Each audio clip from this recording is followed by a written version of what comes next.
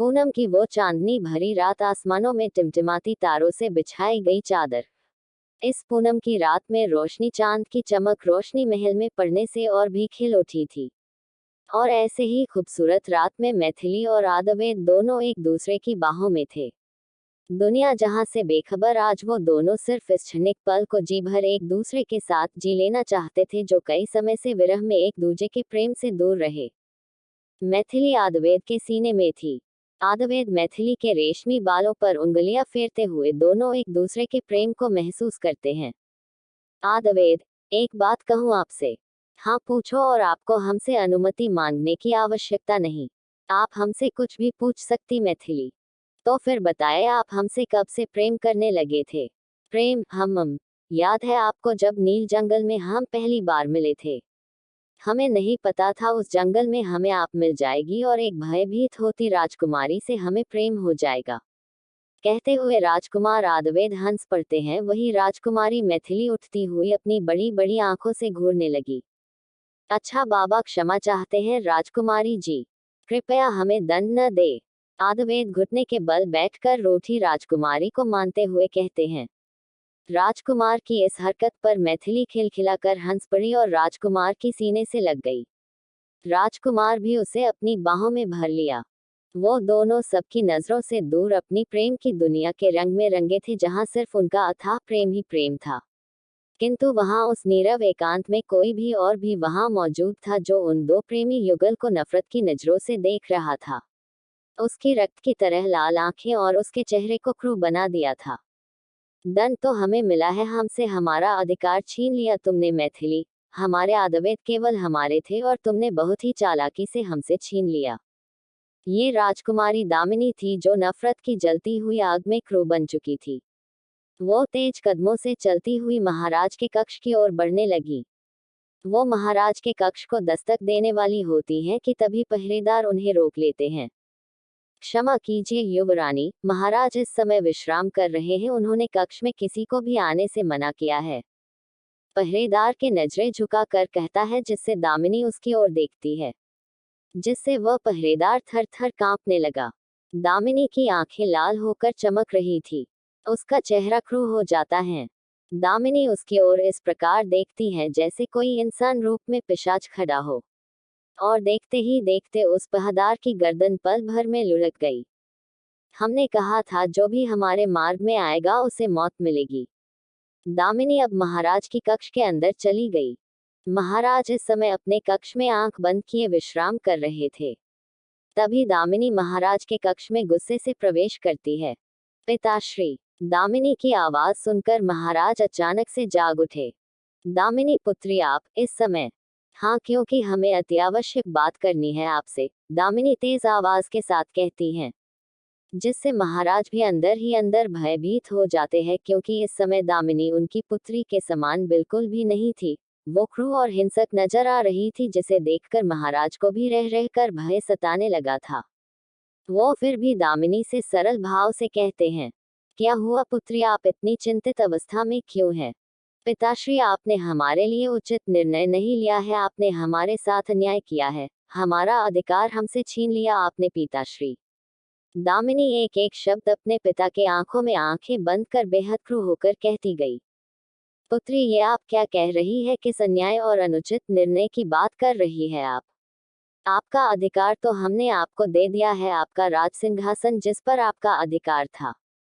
यही तो आप चाहती थी न पुत्री? महाराज दामिनी को समझाते हुए कहते हैं। पिताश्री, हमें राज सिंहासन के साथ साथ हमें हमारा अधिकार, हमारे आदवेद चाहिए। हाँ, हमें राजकुमार आदवेद चाहिए, जो आपने मैथिली को दे दिया। दामिनी की बात सुनकर ही महाराज का बचा कुचा धैर्य भी टूट गया।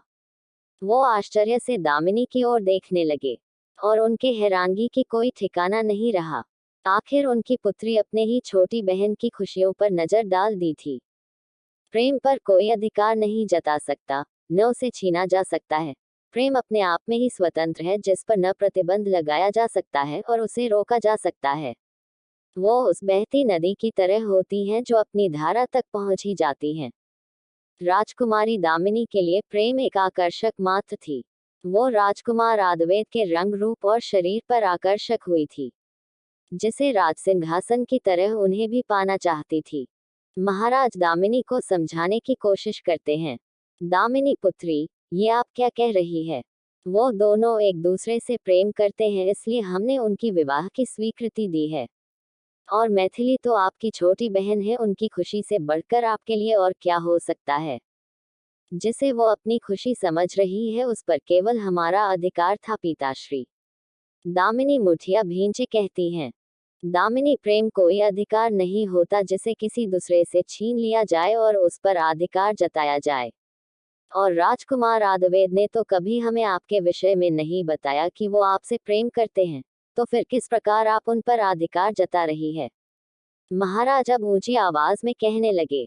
महाराज की बात सुनकर दामिनी का गुस्सा और तेज पड़ जाता है। हाँ, ये सच था कि राजकुमार आदवेद कभी दामिनी के सामने अपना प्रेम नहीं जताया। ये बात दामिनी भी अच्छे से जानती थी, लेकिन उसके अंदर अहंकार की अग्नि इस प्रकार जल उठी थी कि उसके आगे उसे कुछ दिखाई नहीं दे रहा था। तभी महाराज उन्हें फिर से समझाने की कोशिश करते हैं। दामिनी पुत्री, अहंकार को त्याग दो।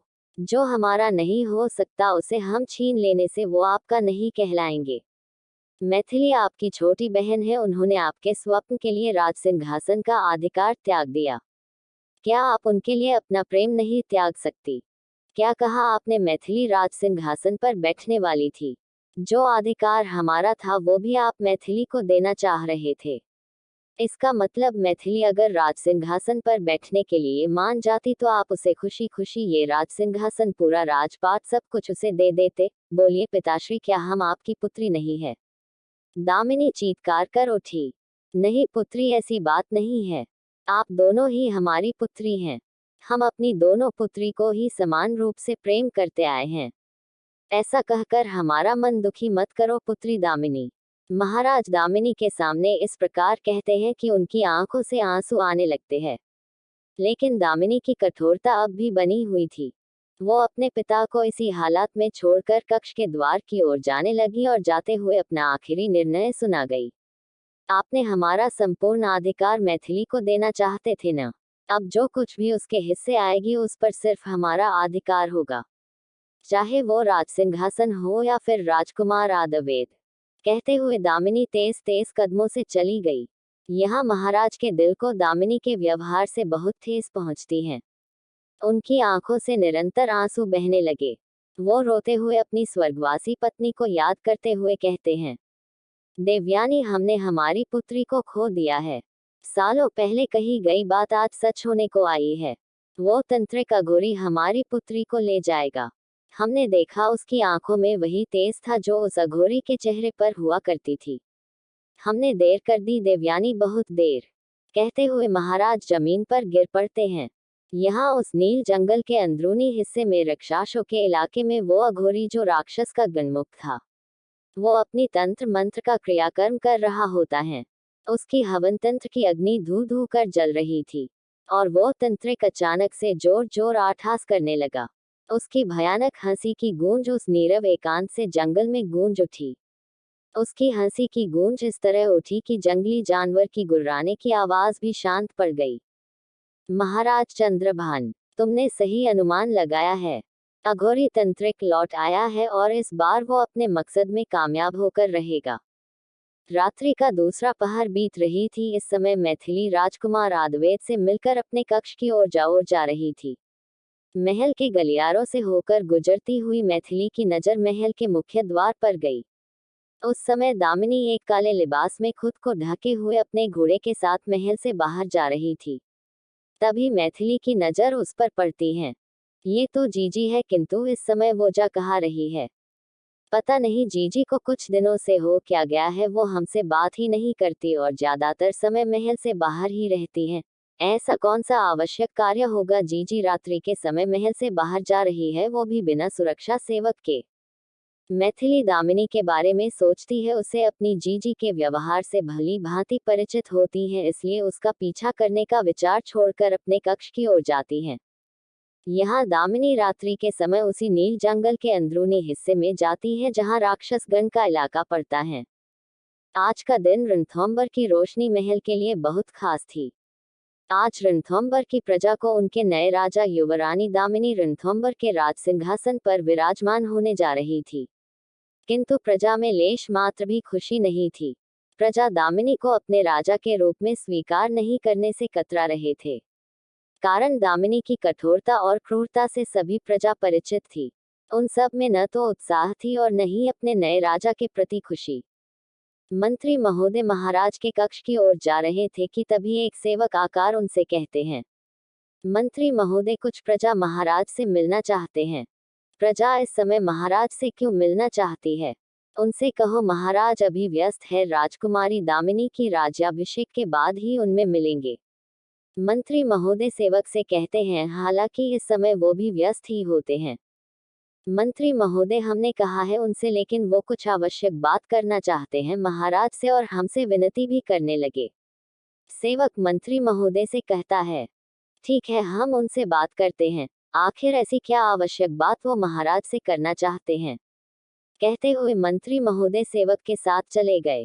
वो कोई 5 लोग थे, डरे सहमे और परेशान से, लेकिन इन सब के बीच में भी उनके अंदर के हिम्मत ने हार नहीं मानी।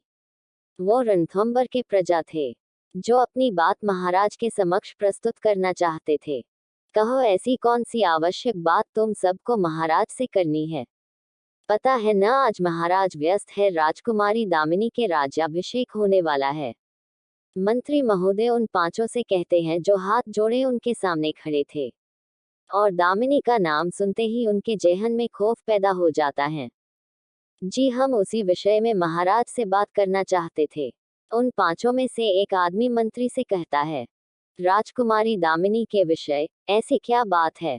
मंत्री महोदय उस आदमी से कहते हैं, वो मंत्री महोदय, आप महाराज से हमारी बात जरूर कहना।